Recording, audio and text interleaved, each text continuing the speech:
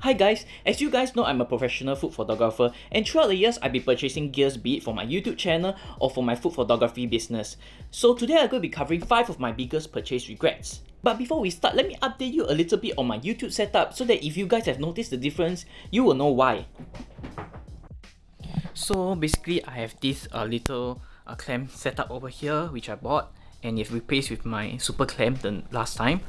And here I have this very extendable rod here to be able to extend the audio for my YouTube videos. So this is the next video I'm doing, which is the favorite lenses, along with the one that I'm doing today, which is the 5 regrets purchases. So now you guys know some of the updates of the changes that I made to my YouTube setup. So now I'm going to be doing a new playlist called the series of the Great 5s. So what is this series about? Basically, I'm putting together 5 of the things which I either love or hate most. I won't be going in depth into it, but these are just my views on the items which I've accumulated throughout the years. So let's start on this very first one, which is the 5 biggest purchase regrets. Now the first one is my Yongnuo 300. Basically, this is an LED light that has these 4 different bundles.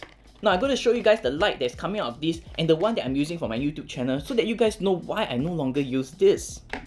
So it runs on these NP550 batteries, which I've covered the charger review, and we're going to just put this at the back.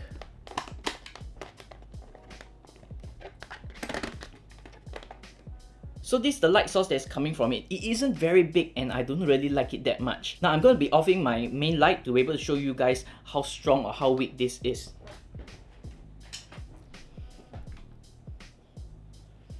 So this isn't very strong, the lighting, and one thing no good about this is that you are unable to change the color temperature of it. So as you guys can see from this light, comparing with this light, it's a very huge coverage difference from this lux spec comparing with this Yongnuo light. I actually purchased this light initially to use for video projects, but I find that the spillage of the light isn't that big comparing with this lux spec. Above that, you're unable to change the color temperature like I mentioned. There's this thing at the side which you can just drag out the filters that come with it. I've even filtered it extra with this tracing paper to be able to make the light softer. It also comes with this orange filter, which most of the time I use, but the color temperature isn't that good. As you guys can see, it's way orangey, and it's going to be very hard to correct the skin tones in post-production. So as much as this isn't the worst, this isn't one of the very good purchases which I bought throughout the years. So just take note if you're planning to get this. Did I mention this costs about $100, which isn't a very good purchase. Above that, it doesn't have any AC, so I would definitely get a lot of all these NP550 batteries, which is really a hassle comparing with the lux spec that I have. So just to refresh your memory, this is the lux spec that I've been using for my YouTube videos, and you have this AC adapter over here.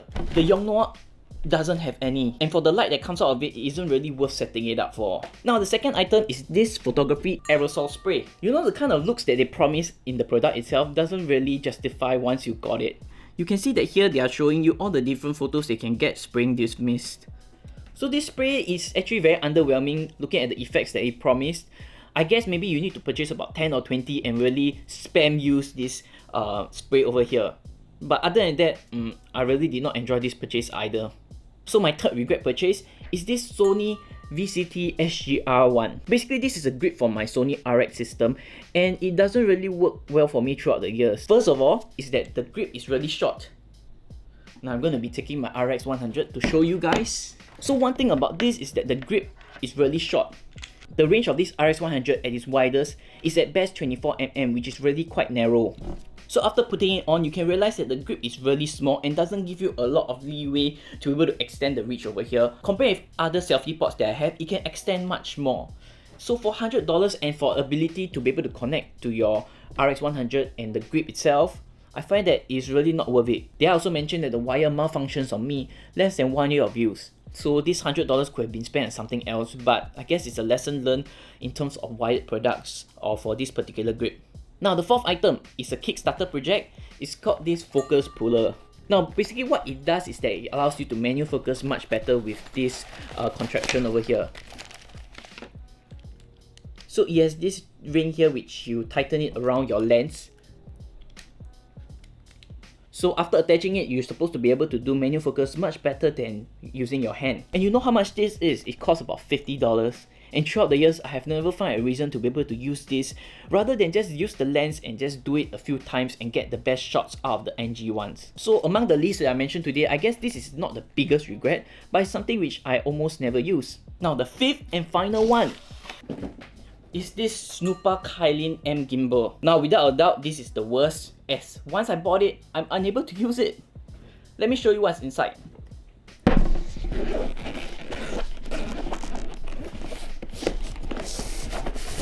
So basically this is a gimbal for mirrorless. At the point of time, my budget was quite tight, and this fit in around the 300 to 400 budget range when it comes to mirrorless cameras. But guess what? Even though I've been trying ways to use it, even replacing the batteries, I did not manage to get this to work.